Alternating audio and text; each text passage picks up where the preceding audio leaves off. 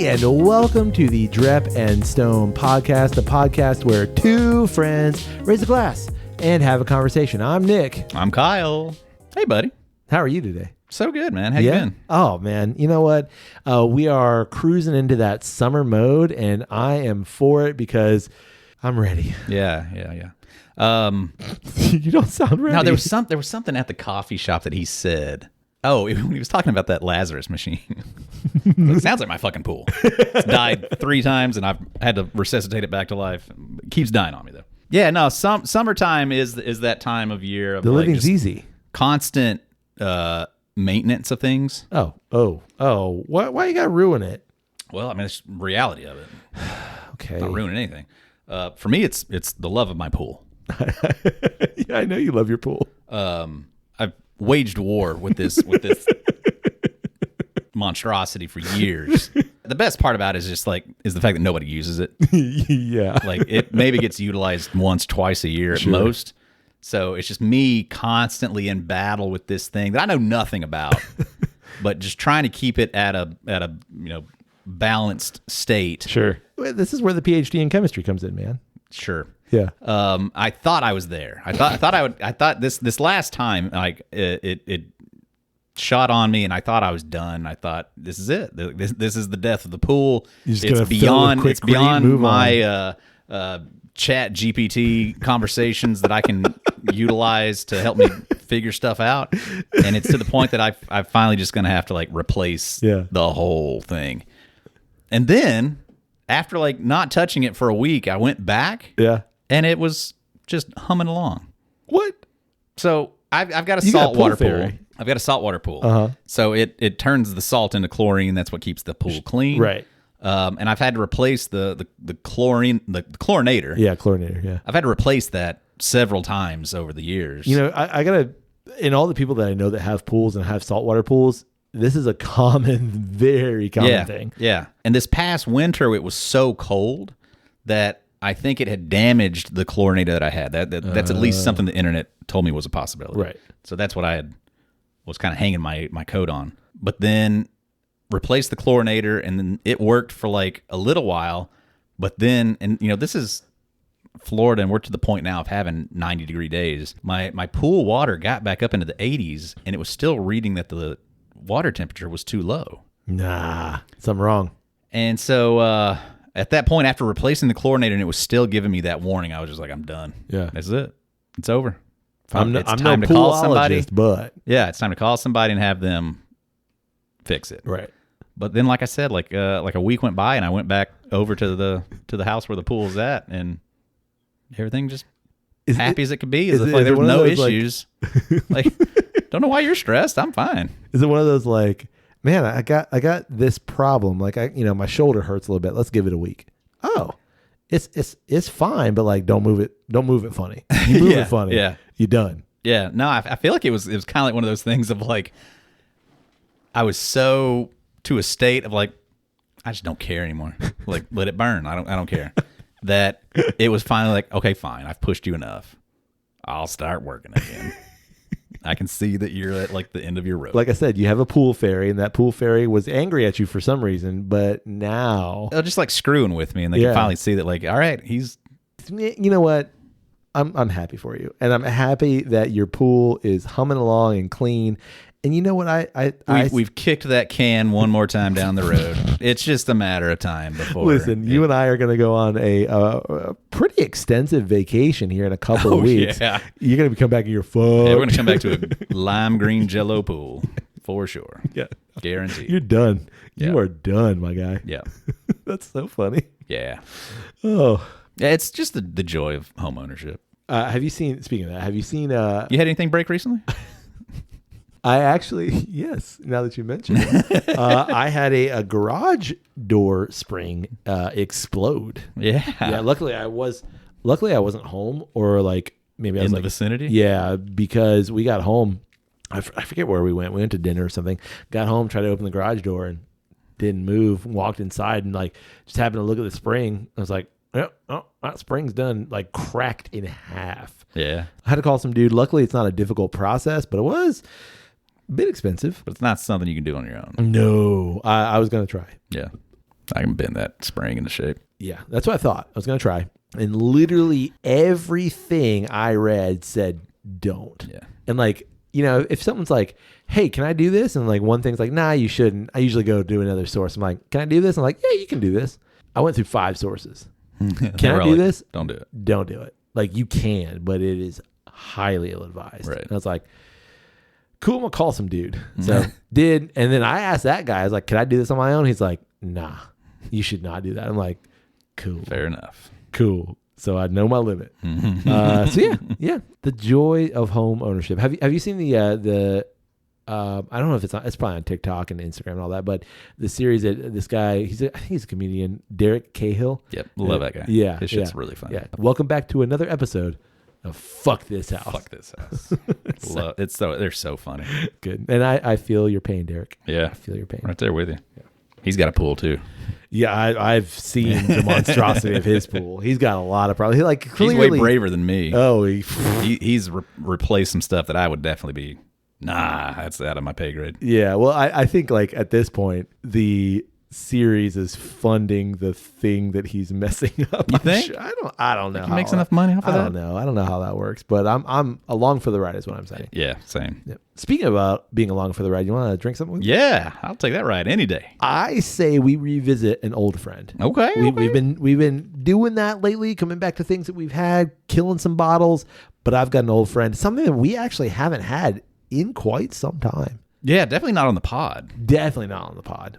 Kyle, I him. have before me, An old geezer. I have your old granddad. Yeah, old PawPaw. My PawPaw. We're both called PawPaw? Both of my grandpas were PawPaw. No. PawPaw Hester and PawPaw Waldrop, but I didn't call them that. Oh. Just PawPaw. Like You called I had them a PawPaw. PawPaw Hester and I had a PawPaw Waldrop, But who were 2 other gentlemen. What? My great grandfathers. Whoa. Yeah. So like what happens if the PawPaws are in the same room together and you say, Great question. did it ever happen? It's an eye contact situation at that point. Oh, okay. PawPaw. I'm looking PawPaw. at you. Not talking to you, PawPaw. Talking to you, PawPaw. Did they have like a confluence and decide that? Like, nah, I'm PawPaw. Nah, I'm PawPaw. No. Nah, I would both be PawPaw. Oh, okay. Did you call them PawPaw or they decided? I don't know. You see what I'm saying? Well, I have an older sister, so I Sure, guess she decided. Sure. Gotcha. But they were just always PawPaw. I got you. My grandmothers were different. I had Mama, Okay. Oh, but then I also had a Nana. not a Nana. Not a Nana. Nana. Yeah. Nah. So I had Nana and PawPaw, and then I had Mama and PawPaw. God, you sound so southern right now. like, dang, man. Went on down to the creek and Mama and PawPaw. Mama and PawPaw. Which is really funny. There's a bourbon right now. I need to get it for the pod. Yeah. Because friend of the pod has it. Is PawPaw's Ridge. Oh. Yeah, and it's decent. It's pretty good stuff. And, Yeah. and it's been my Publix has had it in their glass case. I've seen that. I've seen I need to do a little research on it, figure out what it is, why they think it needs to be in the glass case. Because it's only like $30-something, $40-something. There's just small batch. maybe, yeah. But it was pretty good. But I just like the name of it. Well, PawPaw's Ridge. I did have a PawPaw. Yeah, I did. Yeah. My dad's dad. PawPaw Johnson. Yeah. We did not call him PawPaw Johnston. We just called him PawPaw. And I had a grandpa. Yep. But I also have an old granddad. Hey. Yeah. And this is Old Granddad 114. Kyle, this is historically one of our favorite bottles. Yeah. I'm gonna tell you what. Tell me what. This is my most recommended bottle, bar none. Yeah. Like if someone asks me what bourbon do I need to buy, bar none, I always recommend this. Every single time. Shocker. What? Really? You I think mean, it's shocked? no, I'm not shocked by that, but I also just for a while there, you did have like a deep love for rare breed. For sure. Yeah, no, for sure. But I think for me, now that this is also a little more readily available, not that rare breed isn't, but like I always recommend Old Granddad 114. I always say for the price, for the proof, and for the flavor of it, Yep. there is nothing better. Yep. I haven't revisited this bottle in a minute. Okay. So let's see if I'm a liar. Okay. Okay. The original chonky cork. It's thick. Yeah. I'd say quarter size. Yeah. Like diameter, that is a quarter. Yeah. Girthy. Yeah. Pushing silver dollar.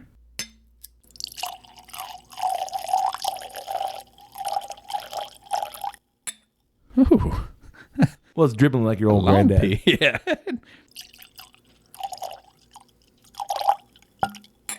Still got good flow.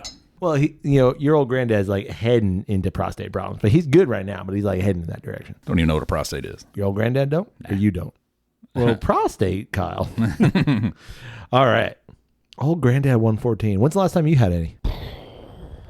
I would have to say it's been. We were here one time and just had a splash of it for some reason. That would have had to have been it. Whatever that was, but I would say it's not in the last couple of years. Yeah. This is the last of, remember when we bought like 6 bottles? Mm-hmm. This is the last of it.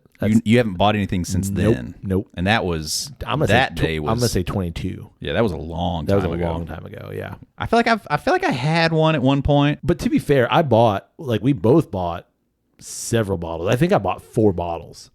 That day? Yeah. Yeah, I think I bought 2 and I think you bought 4. Yeah. And then I bought another one at one point in time just to have it, and I think I just went through it and just never went back. Well, that was during the time that like you couldn't find it. Yeah, you just could not find it. And they must have really pressed up production on it. We found that store in Tampa, and for whatever reason that dude had like a case. I bet he changed the price on it that for day sure, dude. He's like, we walked these out. boys, $32. I don't know what it is now. I can't imagine it's much more than that. I think it's still right around $30. $30. And I mean, again, even if it were up to 40 now, I stand. I stood by it. Let's see if I stand by it. Agreed. Ooh, on the nose. Yeah. Got that baby nut right on it. And I love that like the caramel is there, but it's like taken down just a little bit. It's like tucked in there. It's like wedged in that peanut brittle. Yeah, when I swirl it, I'm getting some sort of like a dark red entity. I don't need you to be conjuring nothing, man. Come on. I almost wanted to go plum. I could be convinced of that. Yeah, like maybe you know what? Maybe it's cherry. Yeah, it might just be like dark cherry. It's not maraschino. It's Luxardo. Yeah, not cherry run, but like legitimate like cherry. Yeah, really dark cherry. But then once you let it settle, it's all peanut brittle, vanilla, and then some lovely oak. Little twang too, and maybe that's just the oak for me. Not like a vinegary twang, but like a sour twang. You get that at all? Yeah, I know what you're saying. Like you open a bag of Tang. A bag of Tang? When's the last time you had Tang? Been a minute. Yeah. You think it's still good? Nope. It probably wasn't good back then. I remember getting like not just those like Sunny D shit things that we had that time. Yeah. Seltzers. But like I remember getting Sunny D at one point. I'm like, I used to live off Sunny D. Yeah. Like, they used to be like, breakfast of champions. But I remember like having it like several years later. Sunny D and cookie dough, huh? Oh, yeah. Would have been many a morning that I was running on Sunny D and cookie dough and Sunny D. Disgusting. Anyway, so you had Sunny D and what? It was just awful. Yeah, it just didn't match the memory at all. Nah. Well, I can tell you that like I had when Tang was like really big and they had the chimpanzee and like he went to space or whatever. Yeah. What was that? Maybe late 80s, mid 90s, like in that period. I remember like begging my parents for it and we tried it. And I was like, huh. That gross. Yeah. I don't want that. Y'all never gotta get that again. Y'all can take that back. In fact, let's just pour it out right now. They're like, nah. Yeah, we begged for it. Yeah, you go get a spoon. It. Yeah. You're gonna eat this powder. Exactly. You're drinking that. Gave it to my sister. Tanya, try this. It's lovely. All right, you ready? Yep. Yes, sir. Yep. Ooh. Okay, so here's what I'm struck by initially. Oh, wait. Here comes the 114. Here's what I'm struck by initially. It is not as complex as I once thought it was. You think we ever sang its praises as being complex? No, not necessarily like in that way, but thinking back to it because when I originally had this, like it was the thing. Mm-hmm. And for me, it was like the pinnacle of, in some ways, like whiskey as a whole. Whoa. Yeah. I'm not going to say like we ever said it was complex, but I think when I think about the journey so far, like this is not, I would never say this is complex. I think there's some depth there, but I don't think it's complex. Mm-hmm. But for a certain bourbon drinker, this is complex. And I think that's where I was. Does that make sense? Yeah. So like the meme when we started, like I was like, oh, wow, there are so many things going on here. Sure. And I'm not saying that I think that the flavor notes that are here are deep, they are rich, but I'm not like roller coaster, like, whoa, look at all this. Like there's so like even a kind of middle of the road scotch gives you so much more complexity than this.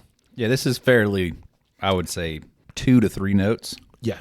It is straight. It is quintessential bourbon dialed up. Yeah, so like in those early years when we did like absolutely love this stuff. Mm-hmm.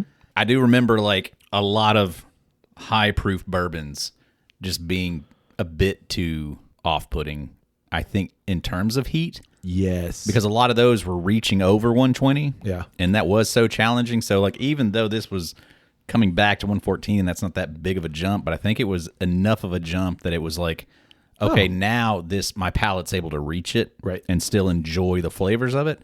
And the flavors here are perfect. Yes. I agree with you completely. Yeah. And I don't say that lightly. Yeah. I think the flavors are perfect. Yeah, perfect for bourbon, for a high proof bourbon. Yes. Like these are the flavors that you want. Yes. And it's just kind of an argument of like, what level do you want the flavors? Right. What are the flavors? For me, that peanut brittly note kind of fades into the background, and I still get sweet, but I get a lot of vanilla, and I get a lot of oak. Yeah, I don't get much peanut right now on the palate.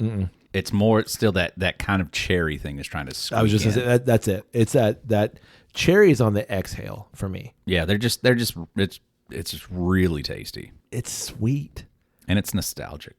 It's nostalgic. It's sweet. It's uncomplicated. It's unapologetic. Yep.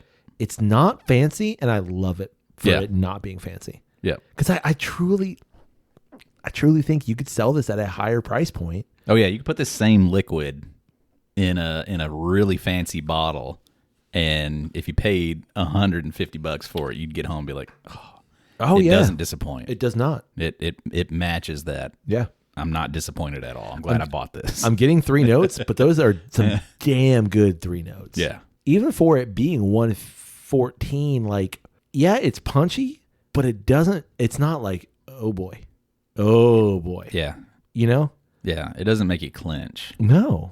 It's just right. It's right at the end of that precipice of like, yeah, where does proof get to the point where the proof is no longer accentuating the drink? Correct. Is it competing with it? And this never gets there. It's just right at that edge of like, no, you're still able to just really enjoy this neat and still get all the flavors out of it. And I think that's something that, like, there was a trend in bourbon, and I still think there's some vestiges of that, in which like so many producers were just like, let's up the proof. The proof equals flavor. And I do. That's what everybody wanted. Yeah, I do still think that's true. Like, proof equals flavor, but at some point, like, it's so much proof that then you eclipse flavor, and so like you're just battling. Like, I really do like that light whiskey that Lakeland Whiskey Society did, but it's so high that like you have all the lovely flavors that are in it. I mean, the thing's 20 years old too. Right. You have all the flavors that are in it, but then you're also just battling proof. It's the same with that Highland Park Gulf Coast. Like, you've got these lovely, amazing sherry notes, but then you're battling freaking 145 or whatever it is. And you're like, just leave me alone. Right. Let me enjoy this thing.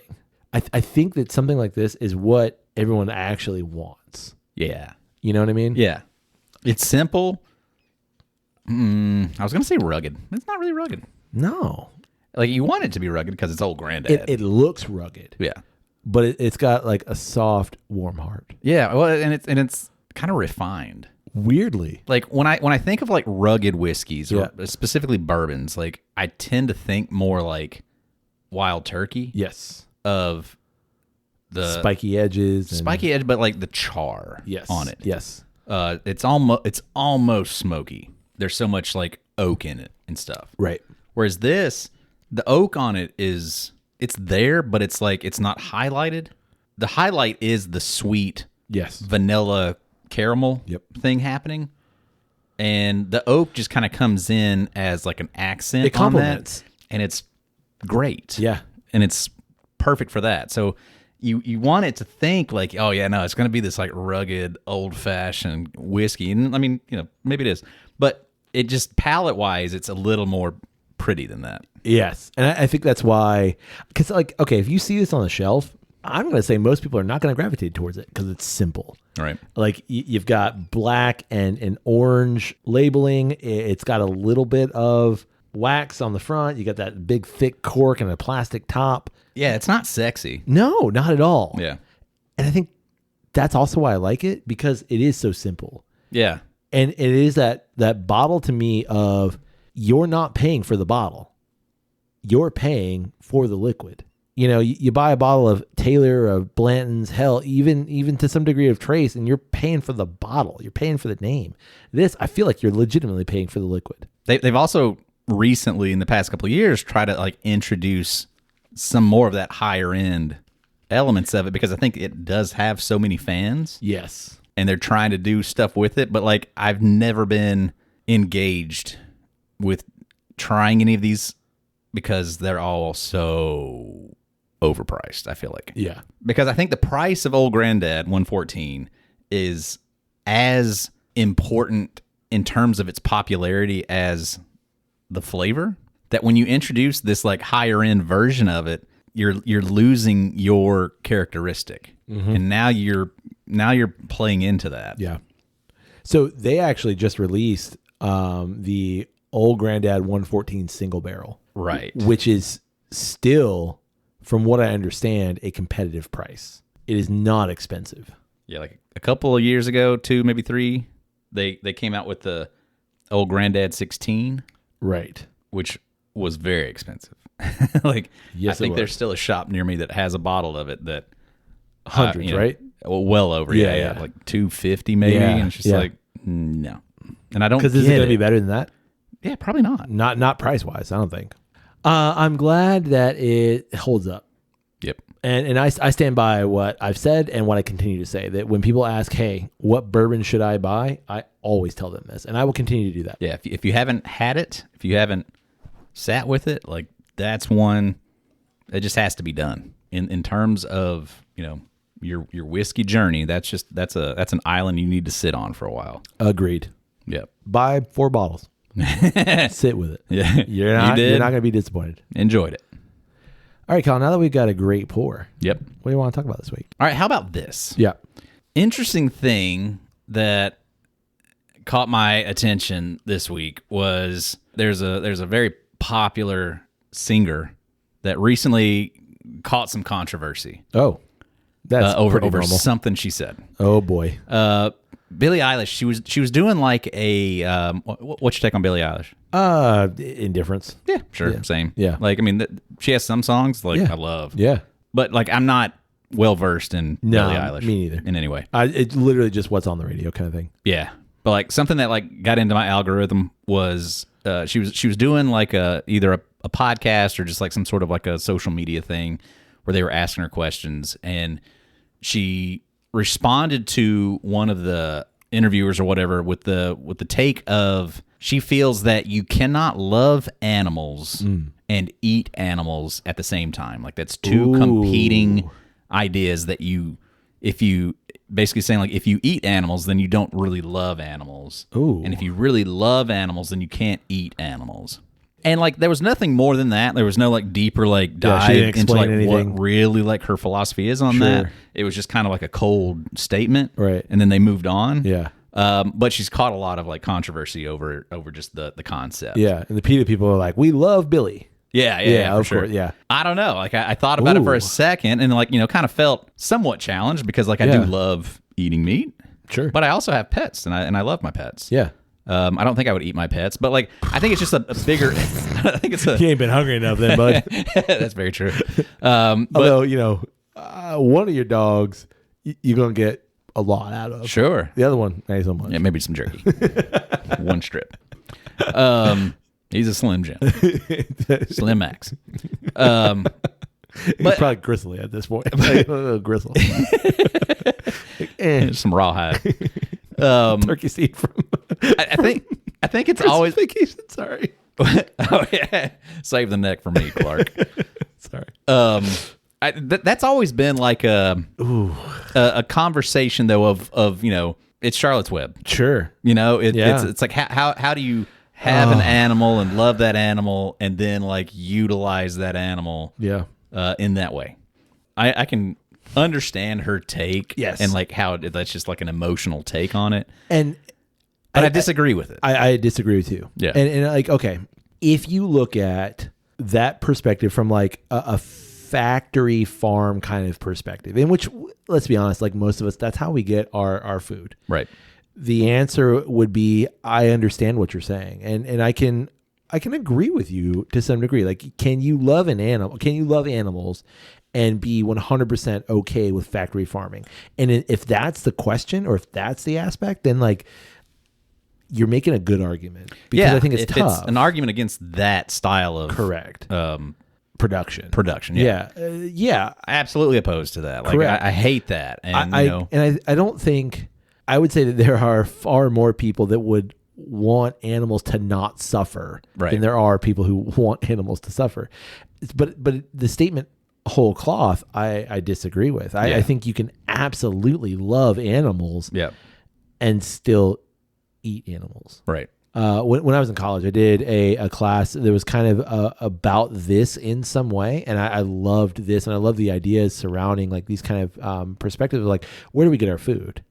You know, and you look at, not to get too nuanced in this, but like there's a book called Fast Food Nation. It's by Eric Schlosser. There's Michael Pollan writes a bunch of this, Food Inc. And there's Food Inc. 2, which are documentaries. And like there's a ton of stuff out there just about like our factory farming system in America.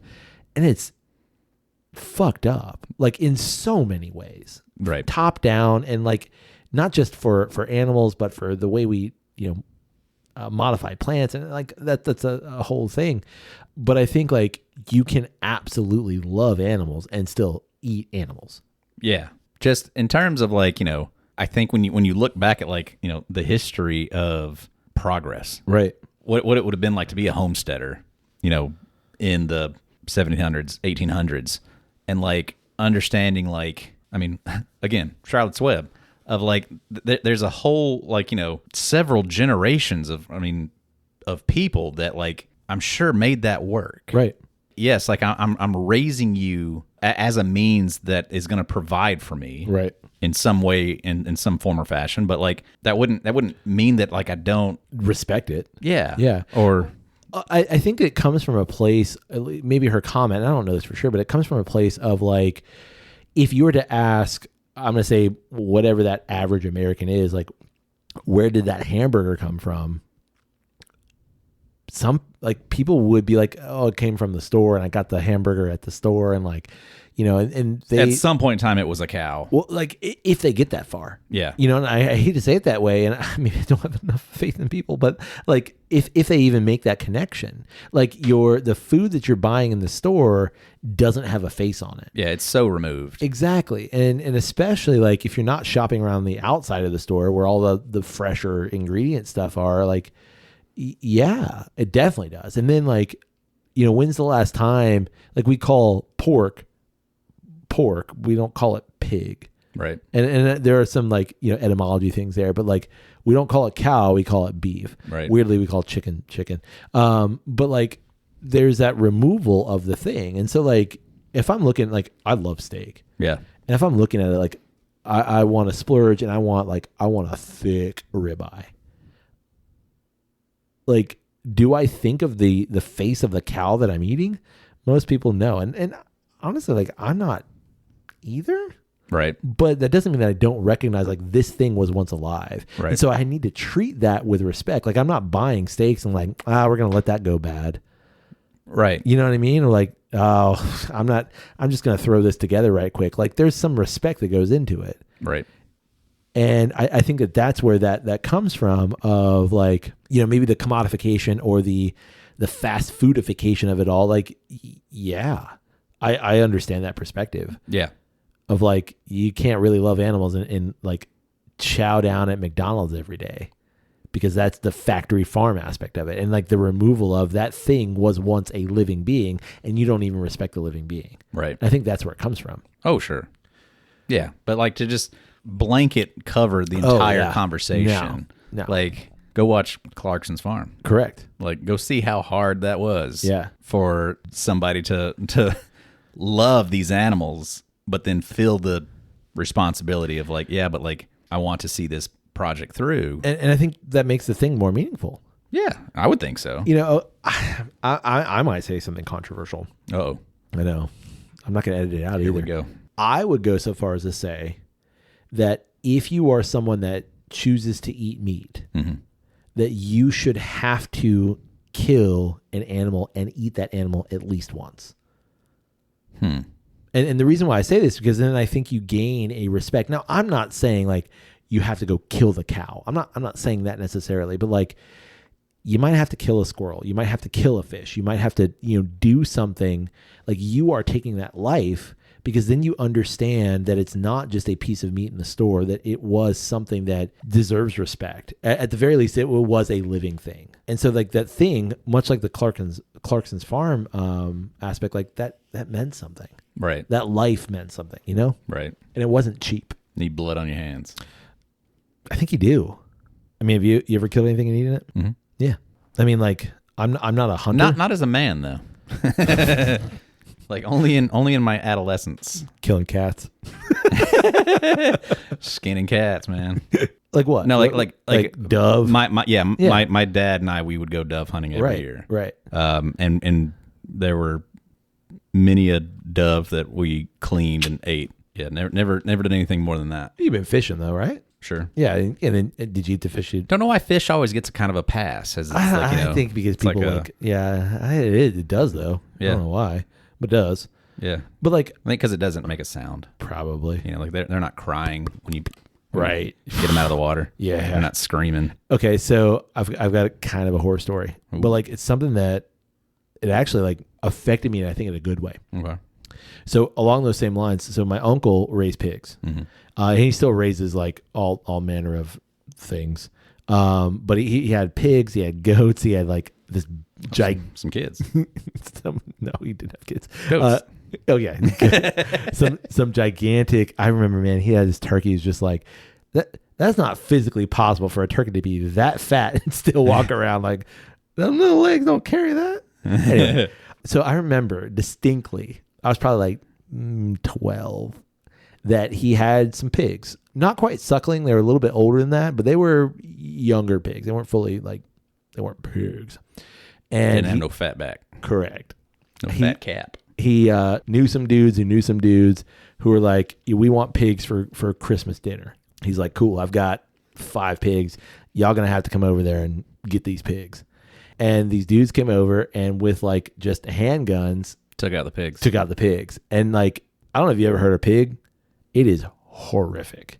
Like the scream of a pig is like, oh my God, like that is horrific. But like knowing that this thing has been loved and cared for, not that my uncle named the pigs necessarily, but like this thing's been loved and cared for. It's had a great life. And like, yeah, this is a bad day, but this is one bad day out of this pig's entire life. And like, it's been well cared for. And like, its life has been ended in the most humane way possible. Yeah. And like experiencing that as a young kid, like it was traumatizing, but it's also like that recognition. And even then I knew it, like a recognition of, yeah, but this is okay. Like that thing has been loved and this was its purpose and it's had a great life. Like it's delicious. And it's delicious.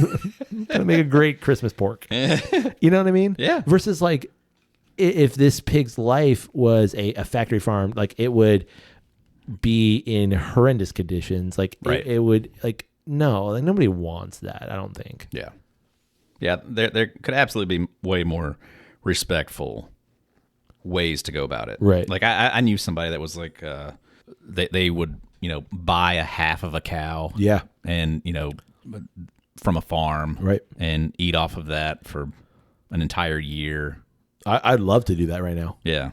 Like, that was always like a cool like response to, yeah, I don't want to like, be a part of that. But I think there's a more humane way to do it and a more responsible way to do it. And this is honestly something I've been talking about for years. I would love to buy, a half cow, that's a whole lot of beef, man. Yeah. But I would love to buy a half or a quarter cow and I would love to be like, go to the farm and be like, yeah, that one. Just because like, I know I'll look it in the eyes. Yeah, no, maybe. But like, no, I want to see like this thing has been loved and cared for and it's had a good life. And ultimately this thing it's been raised for this. Right. Do I want the thing to die? No, but I recognize the thing is going to die. Mm-hmm. It's going to have, again, one bad day, and it's going to go do, like, the thing is going to be used for a lot more things. It's going to be used for better things. I don't know how to kind of justify that, but I picked that one, and I know that cow. Right. And so I think that her statement is just patently false. You can love animals and still eat animals. Right. I see the wheels turning over there. Well, I think it's like, it's also too like you know, I don't think we can sit here and like be like, yeah, like that's the way to do it. It's not how we do it though. No, you're right. It's not. I agree. You know, it's like we're still like gonna go to Publix and go buy like, I mean, I don't know where y'all got that meat. Like I have no, for sure. I'm just trusting you that you did something to it. But and like I agree with you. Or I might stop and get McDonald's on the way home. Like, you know, it's like it's one thing to like say like, yeah, like that's like the better thing. But like even then, that doesn't stop me. Right. I'm still gonna buy it. Like, and I still love animals. Right. But they taste good. Yeah. And I don't mean to be like, you know, insensitive or anything like that, but it's just kind of like I love the animals that I know. You know, I love the animals that I take care of. And you don't want to, like, I don't think you don't want to see an animal that, even if you're going to eat it, you don't want to see it suffer. Right. You know, like, but like it's also the knowledge that absolutely, like the steak that we eat, those animals probably suffered. Sure. You know, the bacon that we eat, those pigs probably suffered. Like I saw something recently of like there's some sort of like legislation that like pigs that are going to be raised for slaughter, they must live in a cage that they can't even like turn around in or something. Whoa. Like I don't know if that was like some crazy like internet thing. Like maybe that wasn't true. Right. Just because of like that's the world as it currently exists, and like that's just how you get meat, is it has to be through these factories, unless you do go out and do the thing. Yeah. Which, you know, is it economically viable? Not right now. Or, you know, like I don't have enough room for a cow in my backyard. It's like, yeah, no, you can say that, like, yes, like I love the animals that I know, right, that I take care of, and I love animals in general, but I also just don't have a problem with eating them. Well, I look at it too, like I watched like it's hell nature. Of a lot, right, that's what I was gonna say. Like I watched nature. A hell of a lot of Discovery Channel growing up. Yeah, like a lot. Doing it like they do on Discovery Channel. There you go. My guy, that's why I was watching it. No, like I seriously, I'm curious how snakes do it. Seriously, like nature, man, it is cruel. It's brutal. Yeah, it's brutal. Like, no, nature is cruel and it doesn't care. And so the fact that like I do care, or at least I can think about like, you know, where I'd like to stop suffering where it exists. Correct. If it's needless. Correct. Yeah. That is the world. That is nature. That is what we do. But like, can we minimize it? Yes, we can. And can we do that to the best of our abilities? Absolutely. Yeah. I think that's it. I think it's the idea that like, I think you absolutely can love animals and love the animals that you're taking care of, knowing that you're raising them to harvest them. Absolutely, you can do that. Yes. Is that currently what most people are able to do? No. But you can do that. Correct. So like that, yeah, I do think that the sentiment is false. On that note, got any bacon?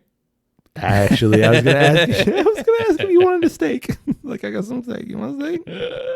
I had steak for lunch. Did you? Yeah. Man. Well, then you don't need. We had some extra. We had some extra that night, so I got to have a little steak and eggs before I came over here. It was nice. Man, well, I rescind my offer. Yep. You don't need anything. No worries. I'm in good shape. Our glasses are empty. We did the thing. And our minds are full. Yep. Well, on that note, we'd love to know, what do you think about the old Granddad 114? Yeah, if that's not your favorite low-cost, high-proof bourbon, tell us what it is. And I'm going to tell you why you're wrong. Yeah, no joke. Because that's like, hard you're to beat. Probably wrong. Because it's either going to be more expensive or not as good. It's the only two options. Hands down. Like hands the only down. two options. Hands down. We'd also love to know, where do you stand on this? Can you love animals and also enjoy eating them? Yeah. Because I enjoy eating them. Actually, I don't want to hear it. All right, well, just tell us about the whiskey. You can get in touch with us through email. It's drepandstone@gmail.com. You can also get in touch with us through social media. It's always one word, Drep and Stone. DREP and Stone. Find it, like it, look at it while you're eating your bacon. Bacon's delicious. Bacon is so good. Oh, it's so good. It's terrible for you, but it's so good. We'd also love you to support Drep and Stone. You can do so by rating Drep and Stone wherever it is you find great podcasts like this one. You can support Drep and Stone financially through our Patreon page. It's patreon.com/Drep and Stone. And finally, Kyle. Yes, sir. You can support Drep and Stone by telling someone about Drep and Stone. Easy peasy. Yeah. While you're out there, like, taking care of your pigs, they come over to see the beautiful handwritten note that's in the spider web above the barn door. May a glass overflow. And your ass never show. Cheers, buddy. Cheers.